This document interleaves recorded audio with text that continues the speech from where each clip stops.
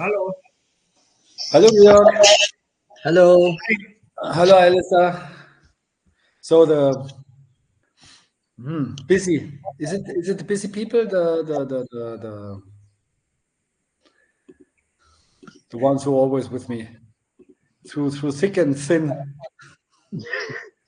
Pretty busy, yeah. Yeah, great to have you here on this boring topic of programming. So not boring. Yeah, it feels a bit boring, but No, isn't it? It's very important for us. I think this is the most important thing. Actually, it was just a joke, but the theory can always be very boring. But actually, yeah, the programming using this stuff for advancing in a progressive way. This is the most difficult thing. I think everybody knows already the importance of it, but how to really handle it needs to be clarified. So let's go on with the second part today. I just checked the writings from last time, and I have to share the screen. Here it is. And just this one. It never looked that good. This was the right button.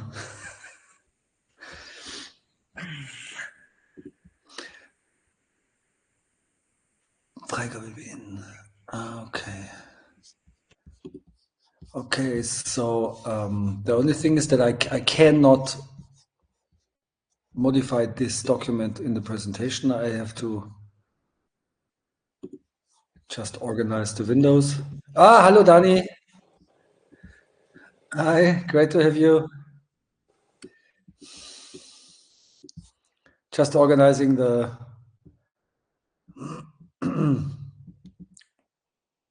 your view.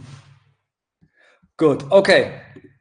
So as you've seen, this was last time stand-up facts as good as possible, trying to make a structure on different levels of application, and there was actually this one we were talking about. It was the rough structure with the environment with little improvement or a lot of improvements. I think this is not very important now to go into details. This is something somebody or me can do then later to bring it into a complete form or as complete as possible. I think we should go into the medium structure. I changed this. This was about the same that the fine structure, and I already thought about what could be a medium structure, and then it actually has to do with this. Again, you are planning something in front of a class, or more specifically, planning something for a specific duration. That means it's a 10 times class, or 5 or 4 or half a year or a year, whatever. So you take a time frame, and you have a starting and an end, and you need to know what you to get the first idea, rough idea about the program is. What should the people be able to do at the end of the course? And we have the three possibilities. One is joint care, one is get up possibility, and one is a natural skill development, just as three products, let's say. And sure, in the end, you can use them all in one session or in the whole programming. But it can be that you say, in my experience, we had outdoor classes, and there was summertime, and in summertime you can do everything. And there is wintertime where you cannot do something that is bound to the ground. Yeah, you can do a little bit of warm up for 5 minutes, and hopefully people get not wet on the buttocks or something. But okay, this is already something where you have to say ground movements play no role. And a substitution for the ground movements would be the get-ups, because they carry it in them, and you don't need to go down into full lying. You can stop in crawling, but do the same then in a kind of a get-up package as a warm-up, for example. Okay, and what always was also, as we know already, that the ground movements are quite strange for people. They don't see that real training effect in it, except they have a specific problem, and you can show them that their weaknesses and the connections and I think just if somebody has a specific problem or a specific goal, the ground movements come into play and makes more sense for people if you explain them. But if you have just a class running with people that show up or not, selling a 10 times card and people can show up whenever they want, then you have this natural skill development or movement topics that are much more attractive for the people, also because they can directly see what's going on. It's not too far away from sports they see, or from fitness training like functional fitness. So they easily get it, as long as they like this kind of movement. Yeah, we have people from yoga. You don't get people from yoga that easily into skill movements. Yeah, I had a meetup in Munich once, and there was one lady showing up with a yoga mat under her arm, and I was, oh shit, what she's coming for like a space-bound program like yoga or push-ups or pull-ups and crunches and whatever. And I told you, we are not a normal fitness class. We are natural movement. And I immediately tried to find something spectacular something she may know from TV or from whatever. And the first choice was vaulting. I thought, let's go for vaulting, let's go for tripod vault, and let's start with tripod vault from the ground as a warm-up. Then go for emphasis the tripod itself and a bit of variations, and then let's do a combo, also very simple. It was super simple, just one session, and there was just question marks in her eyes, and she never showed up again. I'm sure it was not because of me, because of my strange kind of talking to people or whatever. She completely expected something different.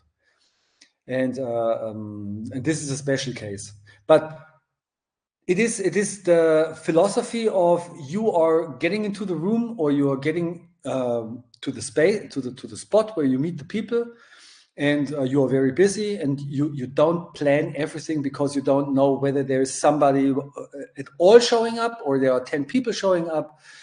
And that means you have your repertoire, you have the location, and you have the people, and then you immediately know what to do. And so for everybody, whatever fitness method you are applying, the more you are in this topic of this, the easier it is for you to construct something immediately. And I cannot speak for functional fitness, because it's too less complex for me. I like it more to have this very rough red string, and then seeing the people react on it, or seeing the time. There's more time, there's less time, and then adapting the program to the fine stuff. So the rough stuff can be in you very fast, very quick, and that's, let's say, simply again, we have the 3 elements. It's already here. Yeah. So this three basic elements, and for every training.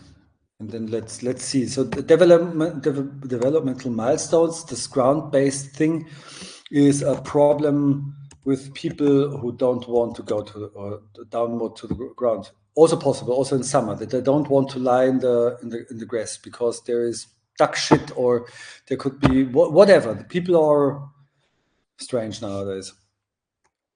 Problem with floor work. or seasonal, like winter.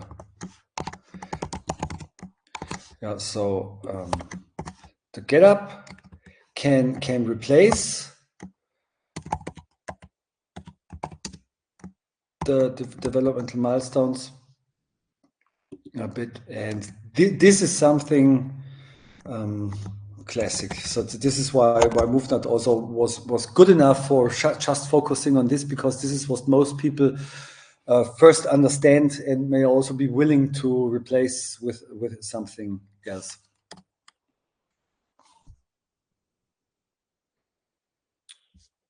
Yep. Okay. So then let's say we have the pre-designed workout stuff or the spontaneous workout. Yeah, in a pre-designed workout, we have the possibility to plan specific time frame. It can be 3 to 10 sessions, let's say, or up to 1 year.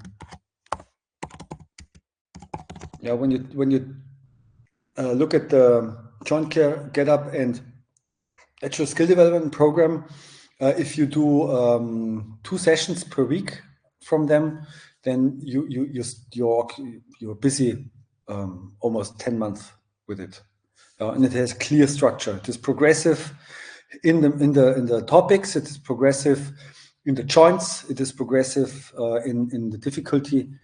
So that's also a very important part, is the progressiveness.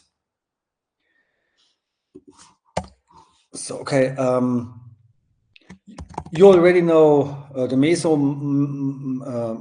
macro, meso, and micro planning stuff. This is a nice scaling of complex topics, and we can use this scaling for any respect. I love this making a structure out of this is rough stuff, this is medium stuff, and this is fine stuff. And you can always give it the meso, macro, and micro thing, and it always gives you a good overview. So micro. So what would be micro planning?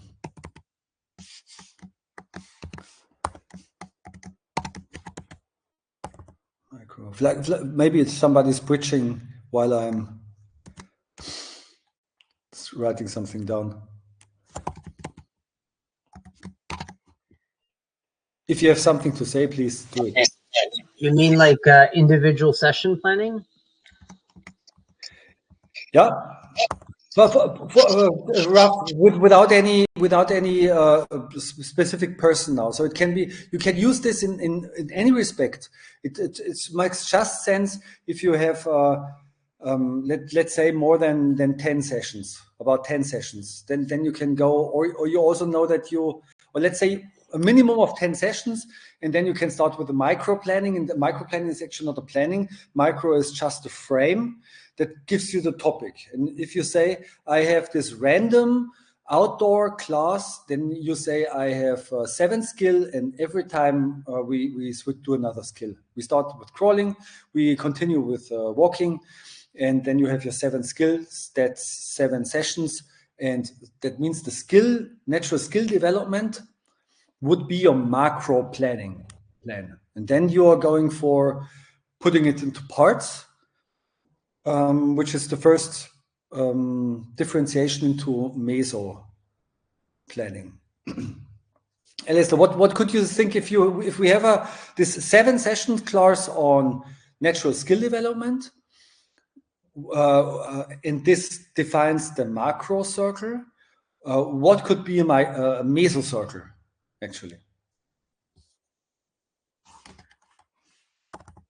I imagine that the meso would be focusing on the skill itself. Mm-hmm. Yeah.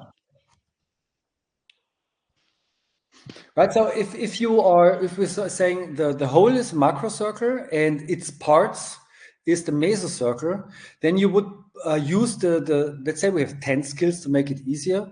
you would start to make packages out of them. We say there is a first package, and after this package comes a second package, and then comes a third package. And there is the possibility what skills are building packages.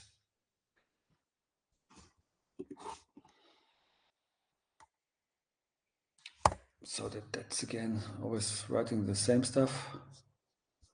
So DM, I just call it DM GUD and NST or NGM.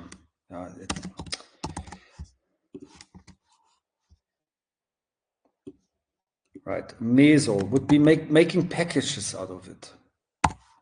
For example,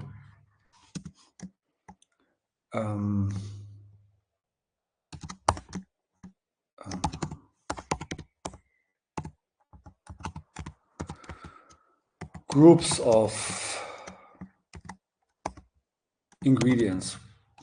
I'm not so sure about the terms ingredients. So,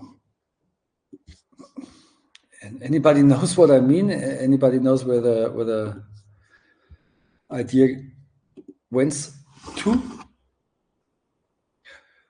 Okay, so you could say in the, let's say, natural ground movement is putting it into a mesocircle. In NGM, we could say we just cover the lying and getting from lying up. It would be one session. Yeah? The second session would be the lying just as a warm up. The getting out of the lying, the transition is the warm up still, and then comes the emphasize. The main part is a new one. It means sitting. And in the combo, you put everything that you covered already. It can be side rolling, it can be a hand press up, it can be rocking, it can be elbow roll, it can be everything that is not new, but the stuff they already did. Maybe just the first session you pick 4 to 5 movements, transitions or positions. Position would mean reaching, for example, as an exercise, and put it in a circular combination. So very easy.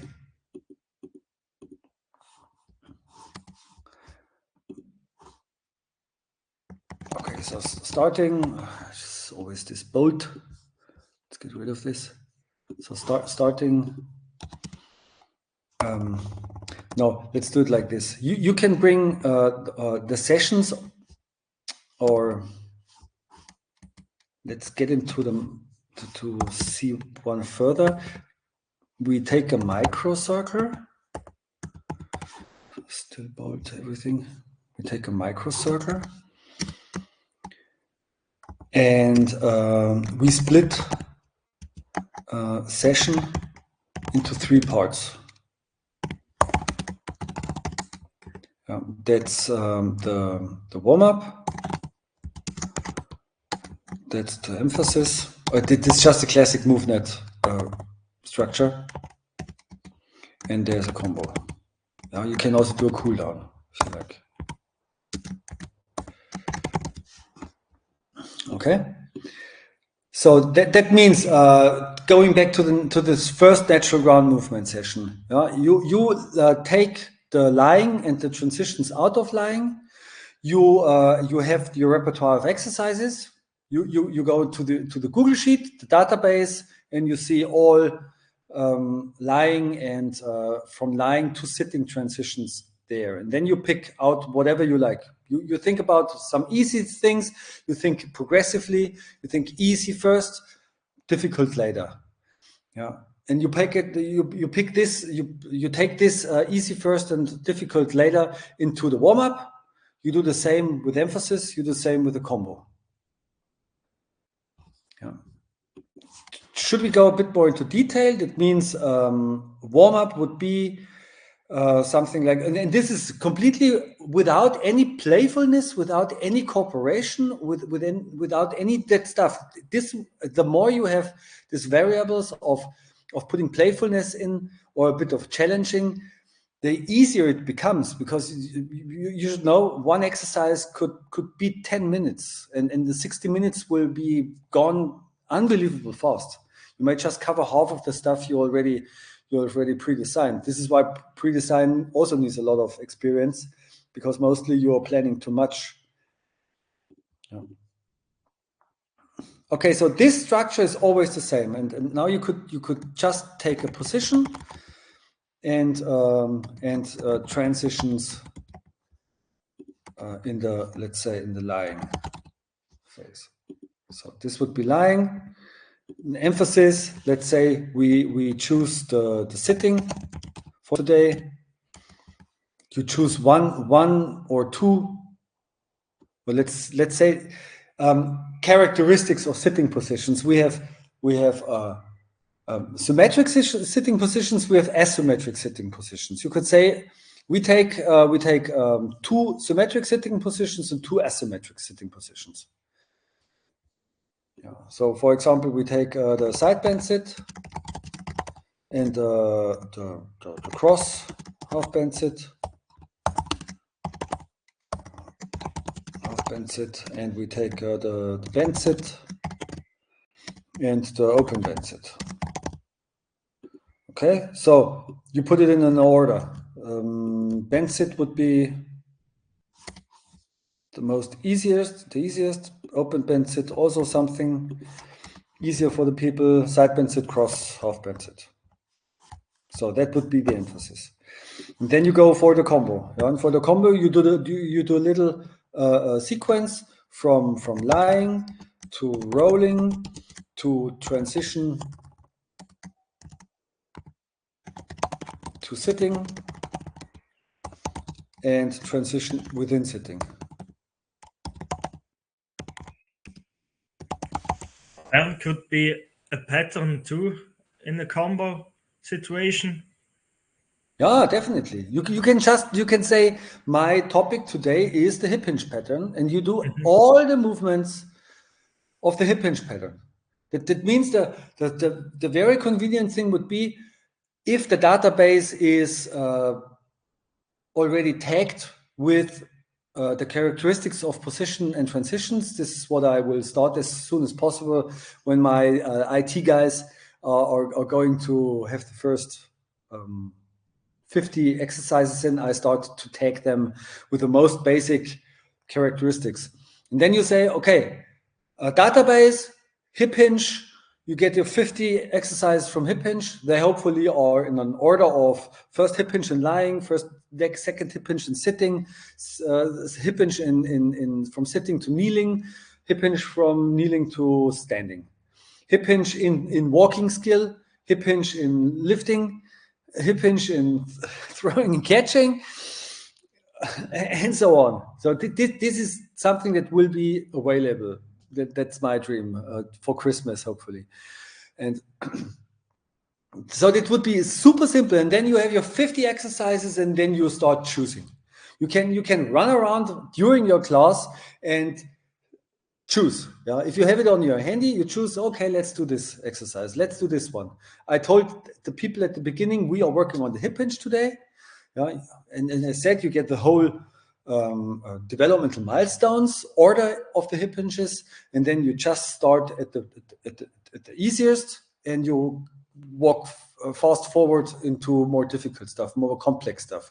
You could say you want the hip hinge in the ground movement area, you want the hip hinge in the get up area, you want the hip hinge in the skill development area. And then you can say, okay, from the ground movement area, all the hip hinge exercises will become the warm up. The get up maybe is something nice for combo at the end. And the skill hip hinge in lifting, for example, this will be my emphasis today. And if you have let's say a 10 session class on hip hinge, then you can say the first session class we do a get up in the emphasis, a get up for the first introduction of the hip hinge. In the second class, you do the emphasis on the lifting movement. Lifting is deadlift, symmetric, lifting asymmetric out of a lunge position. It's already 2 exercises you can put into the emphasis, and then you come to the combo. And as I said, you may take 1 or 2 get-ups, which will be done in a circular way, where the hip hinge is always one major factor in them. And then you have the second session. In the third session, you choose the jumping, for example. And out from the jumping, you're using the ground movements for the warm-up, and then you use get-ups or the stuff you did in the last session as the combo. This sounds doable, right? Just the question is, how do I write it down? How do I bring it into words? My proposal is I will do this afterwards. And then you can read it later. So that means a pre-designed workout. Pre-designed workout. We have the macro, meso, micro, and then I do an example. Okay, so I will put in an example. I will make this a bit more clear. Example on let's say 10 session macro circle on the hip hinge.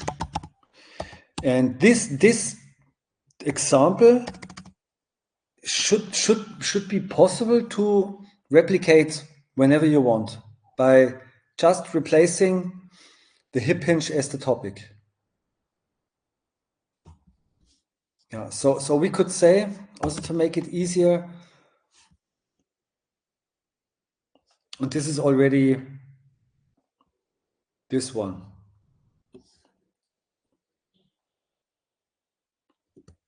For example,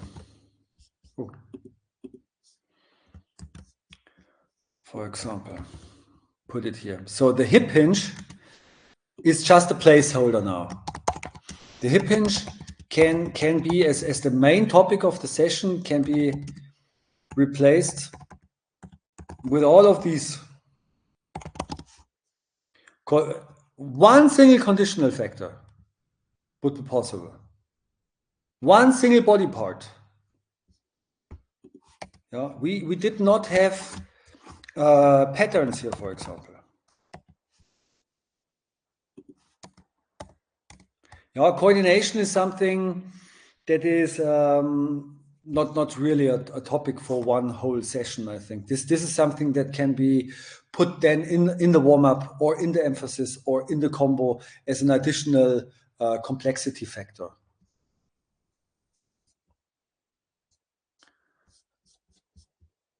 This is more like a complexity factor.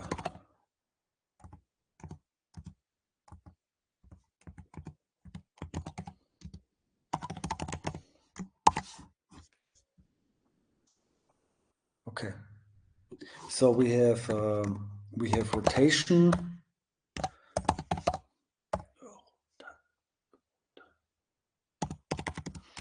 We have pushing and pulling. We have body weight shift. I don't differentiate between micro patterns and meso patterns and macro patterns. Would be possible. We have the hip hinge. And we have tripod transition, contralateral.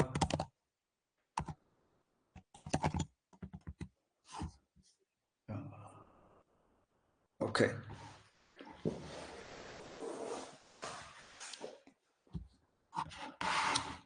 So I think this would be something to discuss now.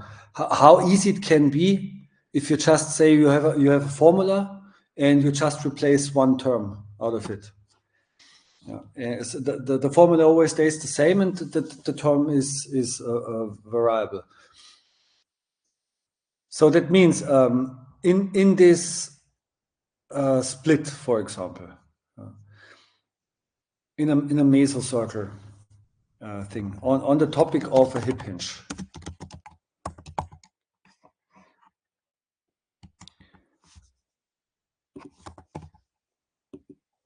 That means we need 10 sessions filled with the hip hinge. This is difficult. Yeah? I make the most difficult one. Just one topic, and spreading this over 10 sessions. You can also do 2 or 3 topics. It doesn't matter. You can start with one topic for the first 3 sessions, and a second topic for the second 3 sessions, and then you have 1 more or 2 more topics, whatever. And this topic can also be progressive. First 3 sessions, mobility. Second 3 sessions, stability. Last 4 sessions, pattern. So that easy. So 10 sessions. Let's say we go for the first 3 sessions and covering here. Put these 3 sessions under the general thing of basics of hip hinge. Basics. Okay, so what could be the basics as a first session? First session could be, for example, mobility. Right, so just pure mobility for the hip. So I don't go into we have winter and we cannot sit on the ground. Yeah, I just go for the optimum situation. Environment is great. Every equipment is here, and the people don't have any specific hip replacements or whatever. So just a neutral situation. So session 1. Let's say we are covering just the mobility aspect, but and then you think if you have one session at hand and it's 60 minutes and you would just go for mobility, then it would be a mobility session in the end. This could be, you know the people, then you know, okay, from the 10 people that join, 3 people are very thankfully on a mobility session, 3 people will step out of the group after 5 minutes because they did not come to the session for mobility emphasize. That means you need to build the first session maybe already in a progressive way. Okay, let's say mobility as one session is too simple. Yeah, so then we split it into 3, and that's this one, into 3 parts. Yeah, and the 3 parts is mobility is warm-up, stability is the emphasis, and pattern is the combo.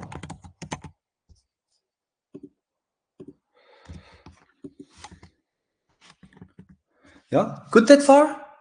Is it? Sometimes it seems too easy for me that you say, oh, maybe you see a mistake in it.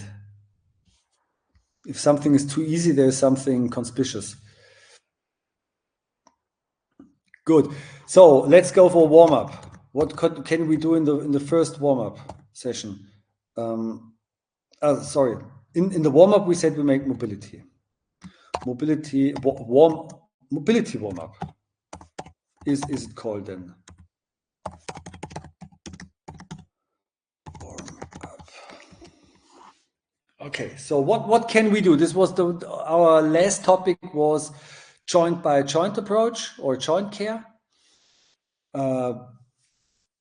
Emphasize on hip.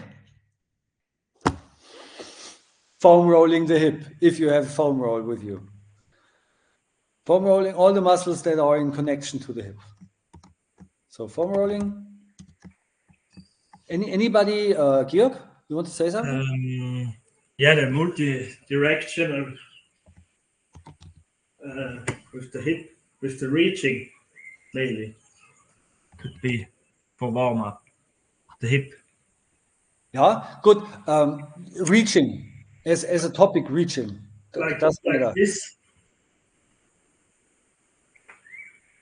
Okay, yeah, there's a very good question because there's maybe also in me there's a bit of a problem. When does mobility end and where does stability start? This is also something. This is not 0-1. It's a very fluent interaction or transfer overlapping area. But we need to find something that is defining it. And it is the tension. Tension is the decisive factor. That means if you can reduce the tension as much as possible, you can still sell it as a mobility exercise. If you don't take care on tension is welcome, then it becomes a stability exercise. And if you are lying down like you have done, Georg, and you are not using your hand, guiding your leg or supporting your leg, it will become a stability exercise. If you use your arm to assist the muscle tension that is normally necessary to have your leg like this, then you could sell it as a mobility exercise. And the easy differentiation is just tension. Tension is the measurement. And you have to decide somehow when it ends and where the other one starts. It's also that you have a dynamic movement where there's a lot of tension in, but your arm does a big range of motion. Then it's also a thing. What is the most important thing now? Is it the stability that lets the arm move, or is it a movement that has no tension in it?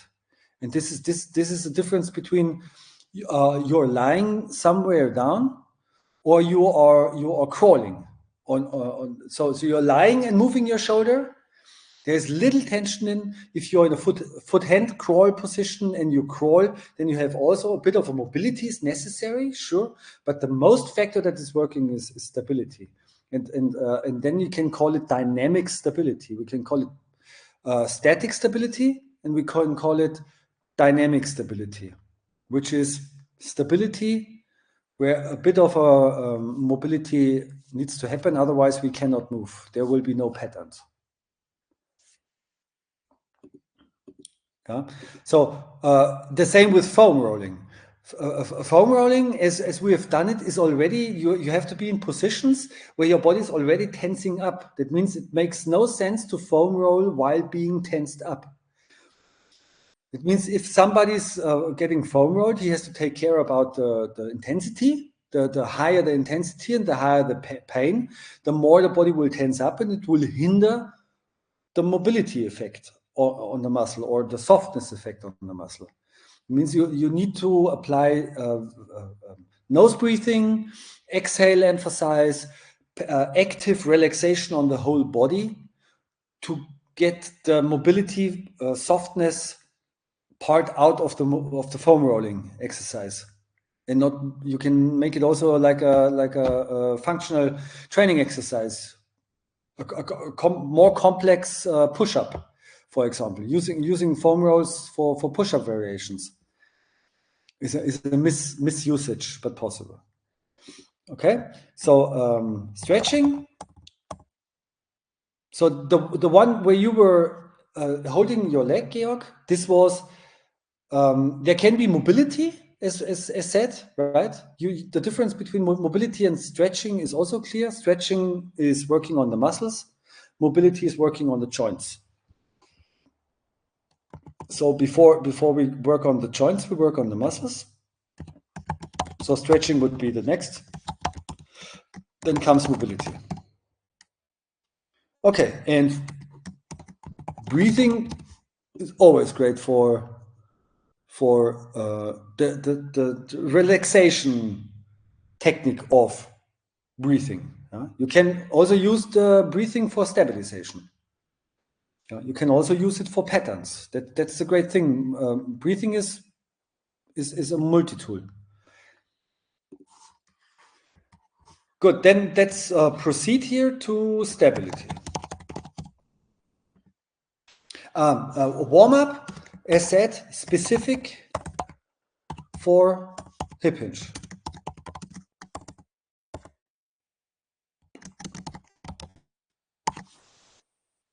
Yeah, so breathing cannot be specific hip hinge. It's just a tool. Foam rolling is including then the spine and the hip, or the stuff that is between the chest spine and the pelvis, the muscles, and the muscles that are between the pelvis and the knees. That are the most important for increasing the range of motion of the hip to then place this into the pattern area. And for the stability, as you did already, Georg, would be supine lying hip hinge stabilization. Would be something like another idea is that what actually is a hip hinge? A hip hinge is a term for something that is happening in movements that are also mostly observed out of a sport perspective. Now, the hip hinge is a biomechanic that is identified as a pattern that happens very often. And it has a specific characteristicum. A hip hinge is always 2 or 1 foot on the ground, yeah, and the body is leaning out of the hip. Okay, it can include a knee flexion, then it becomes a knee hip hinge, which is actually then it can also be an ankle knee hip hinge, because all three do something when you hip hinge in a normal way. But it has an interesting thought. We can talk about pointum fixum and point of mobile. In Latin, it's punctum fixum and punctum mobile. Have we ever talked about this? I don't think so. Alistair, have we talked about punctum fixum, punctum mobile? The first one has been mentioned, but yeah, not the second. The punctum fixum was mentioned. Yes. Okay. Good. Okay. Yeah, this is also not a big topic. Actually, it's just a possibility to perceive movements more in a pure way, and not already in an emphasized way, or in an environment. Yeah. So in a hip hinge, we know from lifting and from jumping, the punctum fixum is the feet on the ground. Yeah. And the punctum mobile is actually the hip. Yeah. Now I can switch the roles. Or no, let's say the punctum mobile is actually the spine. The spine is moving. Yeah. And the fulcrum is called, right? The point where everything turns around is the hip. This is why it's called hip hinge. Yeah. And now you can turn this around. You can make the spine a punctum fixum and the legs the punctum mobile. That means you, like Georg, you were lying in supine. Yeah, that means your spine is fixed, and now you move the legs forward and backward like this. So it's a hip hinge, but just with switched punctum fixum, punctum mobile. Right? So that means if we're now going to find exercises for the stability parts, and you were just thinking about this conventional hip hinge thing, then you are very limited in your exercise repertoire. If you're analyzing this more from a biomechanical way and see it's the relation between the thighs and the spine moving with the hip in between, then a complete new possibility opens up to find exercises. Yeah. It can be this exercise. It can be this exercise. It can be this exercise. Yeah, it's always the hip hinge in. Sorry, not in the conventional way, but in the natural way. Yeah, so there is the hip hinge itself, and then we have variations of the hip hinge. Variations through the biomechanical principle.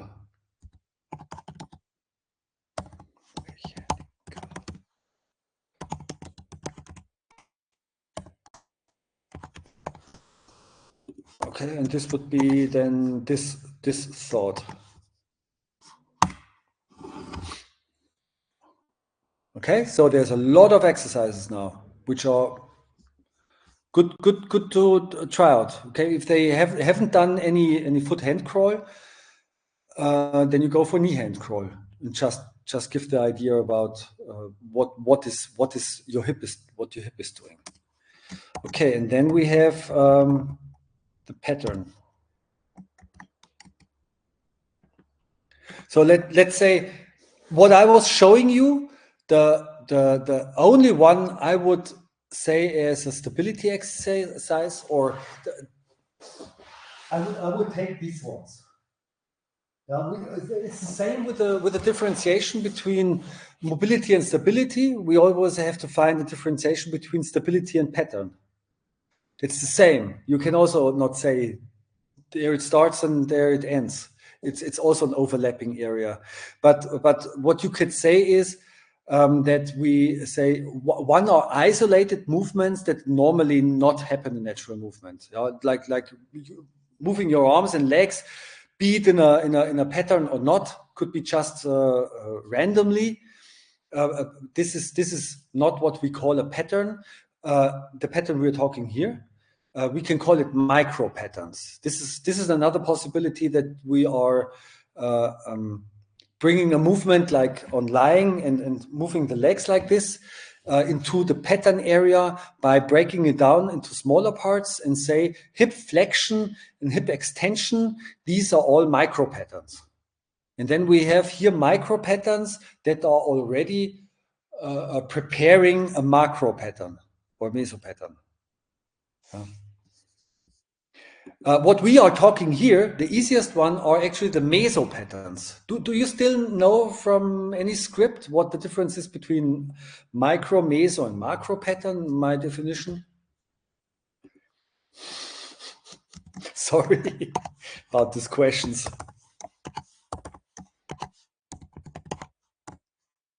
But this is so great because all of this categorizing gives you the possibilities to pick your exercises according to the recipe. And for now, it's not that greatly laying down, but this will happen. Now I more have to trust your intelligence and practical repertoire to know what we are talking about. Alistair, you wanted to give a tip about the 3M scaling of the pattern topic. Okay, so you're wanting for meso patterns? Yeah. Okay, so I think of it kind of like as the multi-joint movements. Right. Whereas the micro is single joint. Right. Great. He learned it. Right. What could be the macro patterns? Then that would be going into like the skills. Right. Where you have like you're for instance throwing and catching, or you're jumping, or like full on everything coming together in order to do the skill. Right. Fantastic. Okay, and in this way, we can say that the macro patterns are real patterns. Yeah, they live from mobility and stability and from the motor control that uses the most efficient joint positions for this movement. The meso pattern are one level lower. It's actually 2-3 joints work together to produce a pattern that is then put into practice in a macro pattern.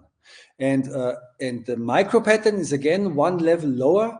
Is for a hip hinge, we need actually hip flexion and hip extension. And when we're talking about these micro patterns, then it's easier to find the way into the stability and mobility elements again. Yeah, because now you know, okay, we take just the micro pattern of the hip hinge, and that's flexion and extension of the hip. And now we are working on the stability part of flexion and extension of the hip. And we work on the stretching part. And we work on the stabilization part. Then it's easier to break it down. Okay, so meso pattern here would be actually the hip hinge itself, and we are talking here about micro patterns.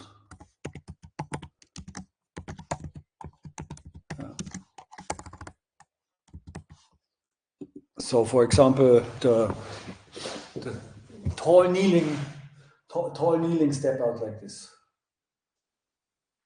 Yeah.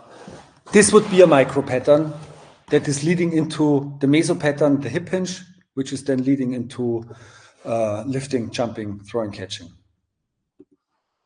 So this would be a pure flexion and extension. Yeah. Right. Flexion and extension of the hip. But then basic kneeling to tall kneeling is also a micro pattern. It's basic kneeling to tall kneeling? Yeah, basic kneeling to tall kneeling. Yeah, that would fall in a meso pattern. Because it is involving the knee joint and the hip joint. Right? This it's not just involving, but it is already in the form of the pattern. But the points of support are not the feet, but it's the knees. It's just lower, but the movement is the same. Yeah, so this would be the meso pattern. This would be a pure hip hinge. Yeah, and this would be also a hip hinge, right? But yeah, you see, I haven't thought into any detail. But what would be also something to differentiate is when we are putting in the mental focus on specific body parts. It means maybe that's the best explanation for a micro pattern is that it's a single joint movement that is also difficult to isolate because we don't isolate single joint movements. That's not possible. But through the mental factor of the stabilization, in this case, we are naturally isolating it. And it's just possible through the mental focus. Right? So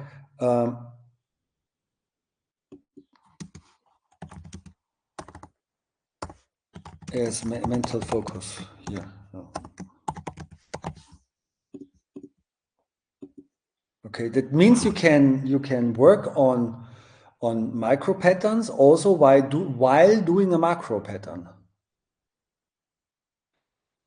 Yeah, that means if you just jump because you jump extrinsically, you're not thinking about your hip in this moment. You're just thinking about the distance and the landing and whatever.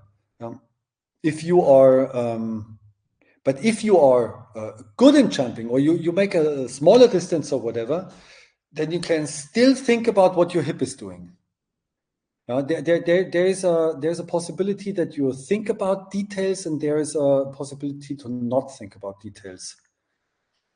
And so this would be give this a bit more structure if we say then that the meso pattern of a hip hinge would be the hip hinge itself whenever it is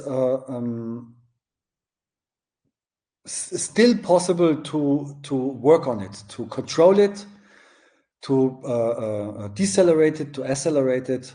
So that means a full control of the movement, which is gone when you go in the macro pattern, when you do jumping or throwing, catching, and lifting. Then you are not more. You cannot take care about these details. The details can be taken care in the meso pattern, and they are mostly taken care in a micro pattern. Okay, so this would be the hip hinge. We had it already, and there is there are symmetric ones and asymmetric ones.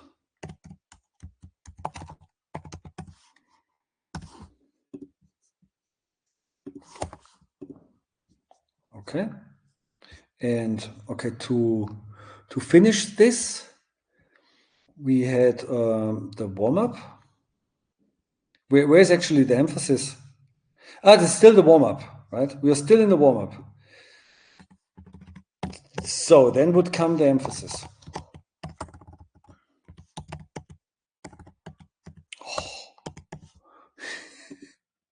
Here, thanks.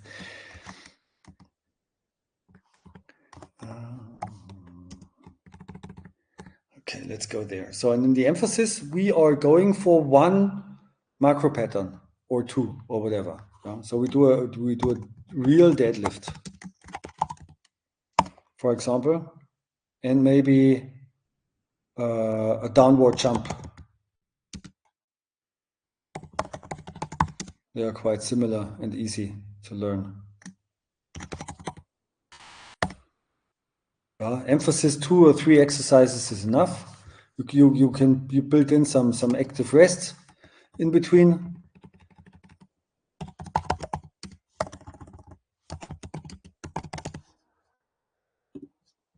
And then we have the combo at the end.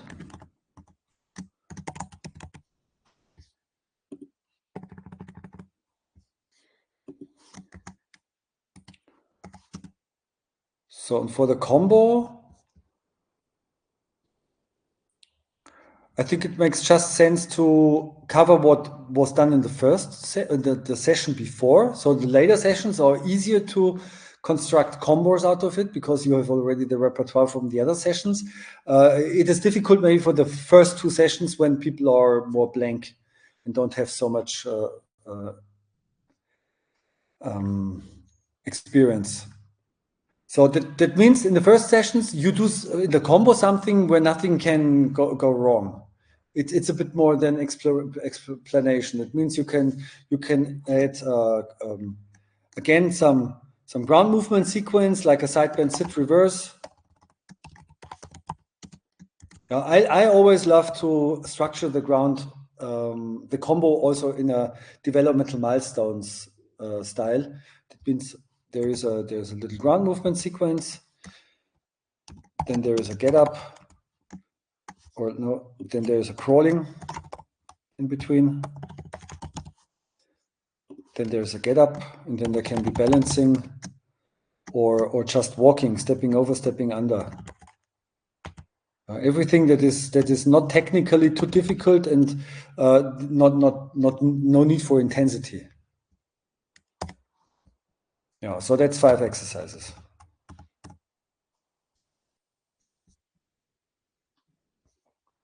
Okay, good. So today a bit more into the topic of programming. Last time it was more the survey. What situations do we have? And today we worked through one full macro planning actually, or almost. I will go for filling in the gaps here for this one macro planning. It means doing 1 or 2 sessions, or the other sessions just as the emphasis topic, and we go through this next time again to have this covered again, and then we can next time work on there's a lot on the fine structure again, because I would like to have this fine structure when there's specific problems, for example. I want to be better in this skill, or I have a knee issue or something like this.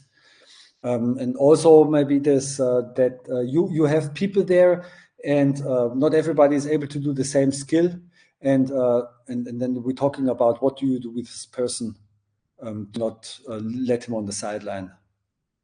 But that's again the same thing. When you have the database in your hand and you tell them we do a foot hand crawl and one is have a problem with the wrists, then you have to switch him to somewhere else, to the elbows, for example.